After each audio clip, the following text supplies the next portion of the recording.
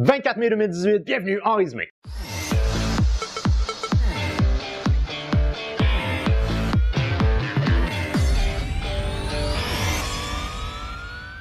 Bonjour à vous communauté, mon nom est Yves Lantier et bienvenue en résumé l'actualité avec une pointe d'humour et d'humanisme. Alors communauté, oui je sais, ça fait longtemps. Peut-être est-ce que vous avez pensé que je vous avais oublié, mais non, je vous avais pas oublié. Je vous avais expliqué un petit peu brièvement là, lors de ma dernière vidéo comme quoi, là ça faisait un bout de temps, quelques mois que je travaillais de l'équivalent du temps plein, puis moi j'ai des horaires qui sont instables. Des fois je travaille de jour, des fois je travaille de soir, ce qui fait que j'ai pas vraiment de mode de vie spécial. Donc des fois je vis de jour, des fois de soir. Donc bref, quand je finis de travailler, je vous avoue que je suis généralement assez fatigué et j'ai pas l'énergie de tourner. Je pense que mon plus gros problème pour produire une vidéo, c'est surtout le tournage parce que je veux avoir une certaine énergie parce que sinon, j'ai de l'air tout décor ici puis je suis comme puis ça, je trouve que c'est pas intéressant pour personne. Alors, c'est la raison pour laquelle j'ai pas fait de vidéo et de sur quoi parce que c'est un privilège que j'ai, mais à cause de mon ancienneté, j'ai plus de fins de semaine de congé que j'en avais avant. C'est plus difficile pour moi de dédier un 6 à 8 heures de travail où je vais me renfermer chez moi pour produire une vidéo une fin de semaine quand que mes amis, que ma famille sont disponibles, plutôt que de réserver un 6 à 8 heures comme ça où je vais me renfermer chez nous un jour de semaine. Alors je trouve ça un petit peu plus difficile et de sur quoi aussi ce qu'il faut mentionner, c'est que c'est assez récent dans l'histoire cette année de Montréal où on a eu du beau temps. J'ai plus profité du temps pour passer un peu de temps à l'extérieur puis voir des gens. Alors je suis vraiment désolé communauté, mais ceci étant dit, j'ai quand même suivi l'actualité, ne vous en faites pas. Maintenant communauté, puisque ça devrait être théoriquement la dernière capsule du mois, eh bien je vous fais aujourd'hui une capsule à sujet multiple et on va se faire un petit récapitulatif des choses qui ont retenu mon attention à un moment ou à un autre au cours du mois dans l'actualité internationale. La première des choses que je tiens absolument à mentionner, et là ça a tombé aujourd'hui, le sommet qui était prévu avec la Corée du Nord qui devait ouvrir des discussions pour un processus de paix entre Kim Jong-un et le président Donald Trump va être, en tout cas pour le moment il est annulé et il est possible qu'il soit juste remis à plus tard. Et là en gros ce qu'on a mentionné, ce serait comme quoi l'attitude de la Corée du Nord serait trop agressive et Donald Trump lui veut vraiment que ça soit dénucléarisation totale de l'État de la Corée du Nord et il semblerait que la Corée du Nord ne veut pas adhérer à ça. Alors là, on a envoyé un message au leader nord-coréen disant pourquoi est-ce que les États-Unis veulent annuler ce sommet-là. J'estime qu'il n'est pas opportun à ce stade de maintenir cette rencontre prévue depuis longtemps. J'étais très impatient de vous y rencontrer. Malheureusement, au regard de l'énorme colère et de l'hostilité affichée dans votre dernière déclaration, j'estime qu'il n'est pas opportun à ce stade de maintenir cette rencontre prévue depuis longtemps. Si vous changez d'avis concernant cet important sommet, n'hésitez pas à m'appeler ou à m'écrire. Alors là, je ne sais pas exactement à quoi on faisait référence sur ce qu'on dit dans votre dernière déclaration, mais en gros, moi, ce que j'ai trouvé, c'est que il y avait eu une déclaration de la part de la Maison-Blanche qui disait comme quoi si la Corée du Nord n'acceptait pas le plan proposé par les États-Unis d'une manière à 100%, c'est-à-dire de dénucléariser complètement la Corée du Nord, et bien s'ils n'acceptaient pas, on avait fait une menace qui était quand même une menace assez puissante, c'est-à-dire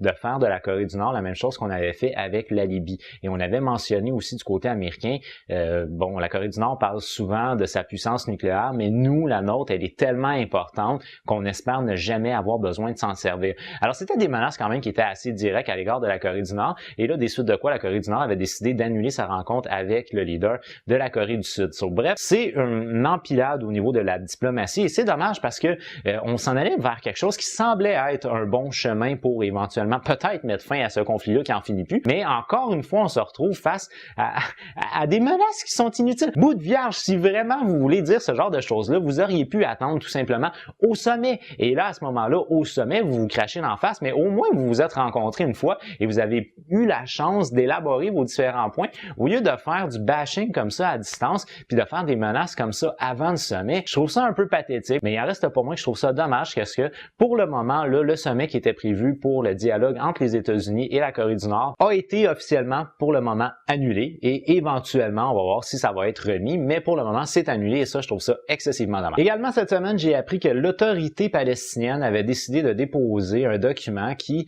demandait une enquête indépendante de la part de la Cour pénale internationale sur des atteintes aux droits de l'homme, si vous voulez, qui sont faites par Israël dans le conflit israélo-palestinien. Et ça, c'est quelque chose que l'autorité palestinienne menaçait déjà depuis longtemps l'Israël, en disant comme quoi il allait présenter ça à la Cour pénale, et Israël en faisait pas vraiment un cas pour la simple et bonne raison qu'aux yeux d'Israël, la Palestine n'existe pas, ce n'est pas un État. Alors à ce moment-là, il n'a pas le droit de présenter un document comme ça puisqu'il n'est pas reconnu comme étant un État en soi. Alors cette demande-là fait suite à, bien entendu, le bombardement qu'il y avait eu sur des manifestants. Alors il y a de cela quelques semaines, je pense que c'était en milieu de mois, les États-Unis avaient décidé de déménager leur ambassade de Tel Aviv vers Jérusalem, Jérusalem, c'est un territoire contesté à la fois par les Palestiniens et par Israël. Et là, on avait décidé de faire le move de l'ambassade en Israël vers Jérusalem, c'est-à-dire de reconnaître à 100% Jérusalem comme étant appartenant à Israël. Et on avait dit à cette époque-là, de la part des autorités américaines, que c'était un bon pas vers une négociation de paix. C'est évident que de reconnaître ce qui est le plus contesté dans le conflit israélo-palestinien, c'est-à-dire la zone de Jérusalem, de la reconnaître à 100% pour Israël, c'est clair que tu viens de régler le problème. Tu fais juste mettre encore plus de poudre au feu et ça va faire encore un plus gros bordel. Et effectivement, c'est ce qui s'est passé. Alors là, il y a eu des manifestants, je crois que c'était à la frontière de la bande de Gaza qui appartient également, grand terme, c'est-à-dire que c'est en lien avec la Palestine en Cisjordanie. Donc, il y avait eu des manifestants, il me semble que c'est à la frontière de la bande de Gaza, qui ont été bombardés par des missiles israéliens. Et là, on parlait d'une 50aine de morts, je ne me rappelle pas exactement. Et c'est des suites de ça que l'autorité palestinienne a décidé de déposer une plainte pour avoir un document officiel, donc de demander une enquête indépendante sur les atteintes aux droits de l'homme qui est fait en Israël. Et maintenant, là, on tombe sur un sujet qui est très épineux, et ce sujet-là, c'est sur le fait du fameux droit des nations à la non-intervention. C'est-à-dire que dans le droit international, on a un droit qui appartient aux nations qui s'appelle la non-ingérence dans les affaires internes des États membres. Alors en gros, c'est que on n'a pas le droit en tant que communauté internationale de s'ingérer dans les affaires internes d'un État. Alors comme par exemple, si disons en France, il y avait deux fronts populaires qui s'affrontaient d'une manière armée dans les rues, eh bien, la communauté internationale, théoriquement, n'aurait pas le droit de s'investir directement dans ce conflit-là, puisque c'est un conflit national français. Alors, dans le cas présent, puisque la Palestine n'est pas reconnue comme étant un État, c'est ce qui fait que ça appartient officiellement à l'État d'Israël. Et à cause de ça, ben, on dit l'État n'a pas... En fait, l'État a le droit, ce qu'on appelle de monopole de la violence légitime. Alors, la communauté internationale n'a pas le droit d'intervenir sur le territoire d'Israël pour défendre une partie de sa dite population, puisqu'elle n'est pas reconnue au niveau international comme étant un État en soi. Et ça devient vraiment très problématique parce que ça peut effectivement faire place à ma foi, à des génocides même, j'aimerais dire. Parce que si on ne reconnaît pas une certaine minorité qui peut avoir déclaré son indépendance aussi, là, je veux dire, on peut penser entre autres à la Catalogne qui déclare son indépendance, mais en soi, l'Espagne, si elle veut occuper la Catalogne, elle a le droit de le faire parce que ça l'appartient. C'est pas reconnu au niveau international comme étant un État, donc c'est ce qui fait que ça appartient encore à l'Espagne. Si demain matin, le Québec déclarait son indépendance, le Canada aurait le droit d'occuper militairement le Québec et il aurait le droit de faire des répressions parce que ça lui appartient tant que c'est pas reconnu au niveau international. Alors, il y avait eu à l'époque le Kosovo qui avait déclaré son indépendance et qui avait obtenu très rapidement l'appui des États-Unis. Si tel est le cas et que la communauté internationale appuie rapidement, ben à ce moment-là, oui, on l'a. Et là où on a un problème avec la Palestine, c'est que les États-Unis et Israël, bien entendu, refusent catégoriquement de reconnaître la Palestine comme étant un État. Maintenant, communauté, ben, en vrac, quelques sujets qui m'ont bien fait rire. Et ben, le premier sujet que je veux parler, ça passe dans l'État de New York, à Syracuse plus particulièrement, où un tribunal a lancé le verdict final qui déclare que, oui, bel et bien, le fils âgé de 30 ans qui réside encore chez ses parents doit quitter les lieux. Alors, en gros, ce qui est arrivé, c'est que l'homme de 30 ans qui vit encore chez ses parents, là, je veux pas porter de jugement si vous vivez encore chez vos parents à 30 ans, mais bon, en tout cas. Donc, lui, en gros, ce qui est arrivé, c'est qu'il y a de cela quelques années, il avait quitté le foyer, mais il y avait eu des problèmes, blablabla. Il est revenu chez ses parents. Et ça fait 8 ans qu'il est de retour chez ses parents, puis qu'il quitte pas la maison familiale. Et là, les parents étaient tannés. Et puis là, ben, lui, ce qu'il a dit, en gros, c'est que je ne suis pas un problème pour mes parents. Je fais moi-même mon lavage, je fais moi-même ma bouffe. Alors, à ce moment-là, je vois pas de raison de quitter les lieux. Les parents ont donc donc envoyé des lettres à leur fils pour lui demander de quitter le lieu, de quitter le noyau familial, et ils ont même proposé de lui donner une somme de 1100 $ pour se partir la vie, chose à laquelle le fils refuse d'obtempérer. Et il a même été plus loin en disant que peu importe, même si le juge a donné son verdict puis qu'il a dit qu'il devait quitter les lieux, mais qu'il n'a pas donné de date précise, eh bien il a dit qu'il allait aller en appel parce que il est hors de question qu'il quitte la maison familiale. À un moment donné, je pense qu'il faut que tu te prennes en main puis que tu partes ta vie, mon chum, parce qu'à 30 ans, il est plus que temps que tu partes. Et maintenant, en guise de dernière nouvelle qui m'a bien fait rire, eh bien, je pense que vous en avez assurément entendu parler. C'est tout ce qui s'est passé alentour de Laurel et Yanny. Alors, peut-être est-ce que vous avez entendu l'extrait sonore Laurel et Yanny? Laurel.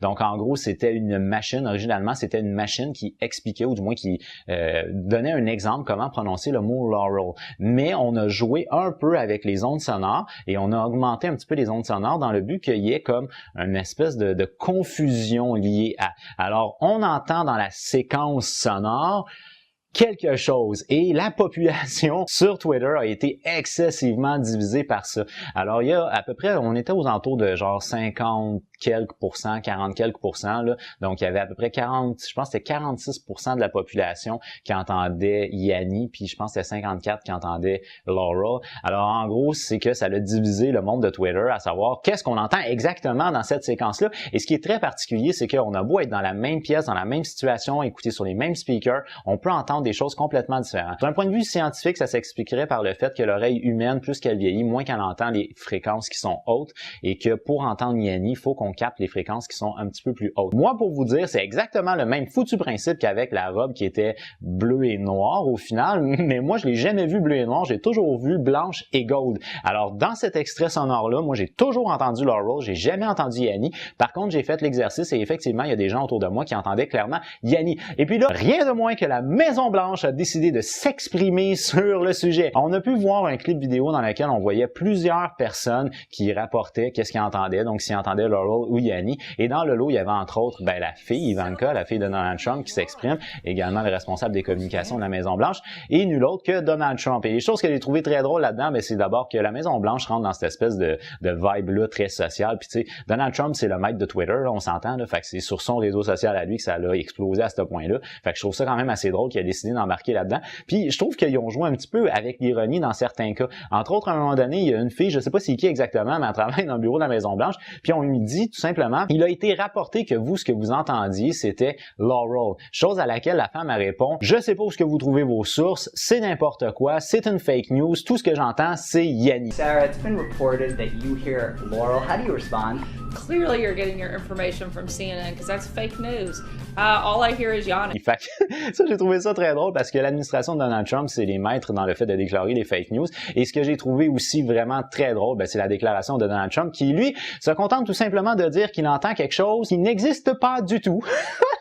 I hear Kofefi. It's Laurel. But I could deflect and divert to Yanny if you need me to. Our press secretary gave alternative facts. Alors sur ça, pour ma communauté, c'est déjà tout. Je vous remercie beaucoup d'avoir regardé ma vidéo. Si vous l'avez aimé, n'oubliez pas de donner un petit j'aime. Si vous l'avez vraiment aimé, bien entendu, vous pouvez la partager. Moi, je vous donne rendez-vous sur ma prochaine vidéo. Mais d'ici là, je vous dis, j'ai déjà hâte de vous voir. Alors ouais! Bye bye!